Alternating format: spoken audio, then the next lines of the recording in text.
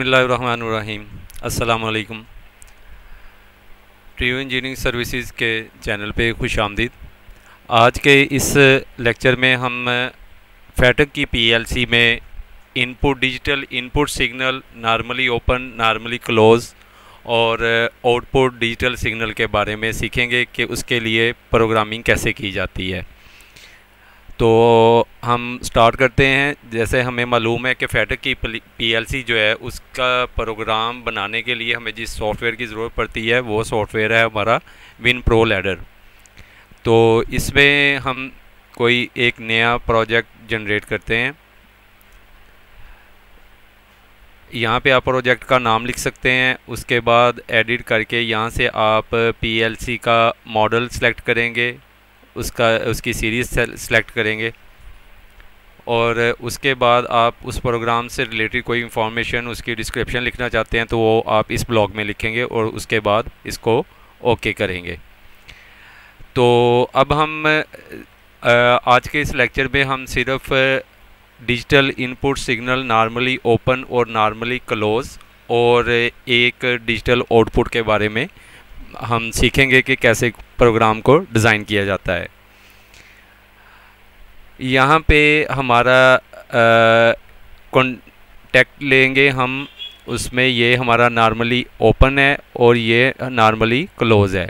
तो क्योंकि अभी हम पहले नॉर्मली ओपन का करेंगे, नॉर्मली ओपन का करने के बाद यहाँ पे हम वैल्यू पुट करते हैं x0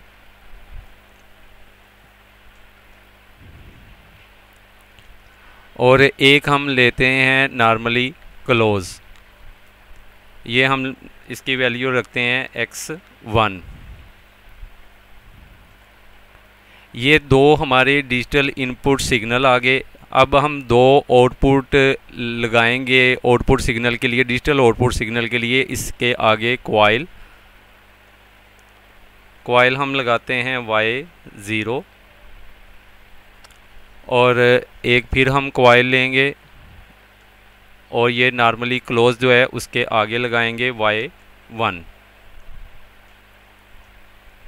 अच्छा, अब हमने सर्किट जो बनाया है वो ये है कि जब x0 के ऊपर हमारी डिजिटल इनपुट आएगी तो y0 हमारी हाई हो जाएगी और x1 के ऊपर जब डिजिटल इनपुट आएगी तो y1 हमारी लो हो जाएगी, यानी ऑफ हो जाएगी।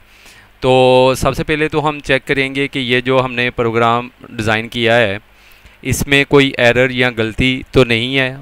उसके लिए हम सिनेटैक्स चेक करेंगे।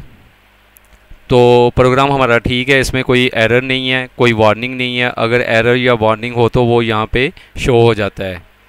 इसको ओके करेंगे। अब हम क्योंकि विदाउट हार्डवेयर सिर्फ इसी सॉफ्टवेयर की मदद से ही इस प्रोग्राम को टेस्ट करके रन करके टेस्ट करेंगे कि जो हम इससे फंक्शन ऑपरेट करवाना चाहते हैं ये आया वैसे ही काम करता है या नहीं। तो मैंने अपने पिछले लेक्चर में बताया था कि हम विदाउट हार्डवेयर यानी कि सिस्टम के साथ पीएलसी को अटैच किए बगैर ही इसी सॉफ्टवेयर की मदद से ही हमने जो प्रोग्राम डिज़ाइन किया है उसको रन करके टेस्ट कैसे कर सकते हैं।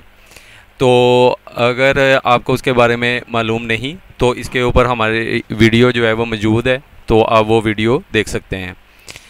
अब हम जाएंगे सिमुलेशन पे जाने के बाद हम पीएलसी को रन की कमांड देंगे। अब जैसे ही पीएलसी को हमने रन की कमांड दी है तो हमारी y1 ऑन हो गई है। अब हम सबसे पहले तो x0 के ऊपर इनपुट सिग्नल देंगे, यानी कि इसको हम ऑन करेंगे। जैसे ही हमने इसको ऑन किया तो हमारी y0 ये वाली जो आउटपुट है वो हाई हो गई है। अब हम x1 को ऑन करेंगे। जैसे ही हमने x1 को ऑन किया तो हमारी y1 की जो आउटपुट थी वो लो होगी, यानी कि वो आउटपुट रिले जो है हमारी बंद होगी।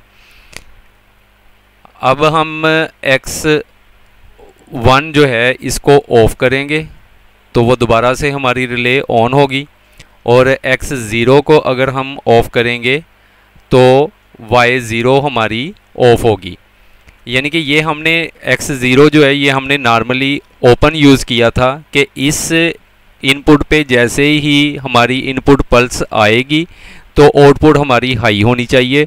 और दूसरा हमने ये किया था कि X1 के ऊपर जब हमारी पल्स आए तो Y1 हमारी जो है वो ऑफ हो जानी चाहिए।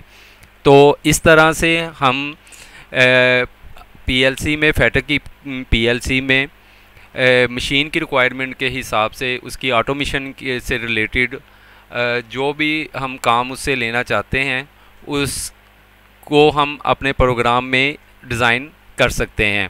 तो आज के इस लेक्चर में हमने नॉर्मली ओपन और नॉर्मली क्लोज़ डिजिटल इनपुट के बारे में सीखा कि इनको फैटक की PLC में कैसे प्रोग्राम किया जा सकता है, और डिजिटल आउटपुट की मदद हमने सीखा कि किसी भी सर्किट में किसी भी PLC में डिजिटल आउटपुट को कैसे इस्तेमाल किया जा सकता है। वीडियो अच्छी लगी हो तो लाइक और शेयर कीजिएगा, और अगर आपने अभी तक चैनल को सब्सक्राइब नहीं किया तो चैनल को सब्सक्राइब कर लें ताकि आने वाली हर इंफॉर्मेटिव वीडियो आप तक पहुंच सके। अल्लाह हाफिज़।